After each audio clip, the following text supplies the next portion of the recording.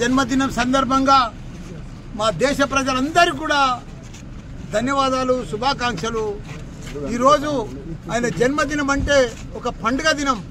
ఎందుకంటే భారతదేశంలో 28 రాష్ట్రాలు ఉంటే అందులో ఒక ఆదర్శ రాష్ట్రంగా తీర్చిదిద్దిండు మన కేసీఆర్ గారు. దేశంలోనే 12,769 గ్రామాలు ఉంటే ప్రతి గ్రామంలో తాగునీరు, సాగునీరు, డంపింగ్ యార్డు, గ్రేవ్ యార్డు, 24 గంటల కరెంటు, ఇవన్నీ కూడా మన క్రీడా మైదానం, ఇవన్నీ కూడా తీర్చిదిద్దింది. 1000 గురుకుల పాఠశాలలు కులమత భేదం లేకుండా బీసీలకు, ఎస్సీలకు, మైనార్టీలకు ప్రతి ఒక్కరికి గురుకుల పాఠశాలలు తెరిచిన ఘనత కూడా మనకు సీఎం కేసీఆర్. ఇట్లా ప్రతి ఒక్కరు కూడా ఇవాళ ఆయన జన్మదినం అందరూ కూడా ఊర్లల్లో ప్రతి వాడల పండుగ వాతావరణం తీసుకొచ్చారు.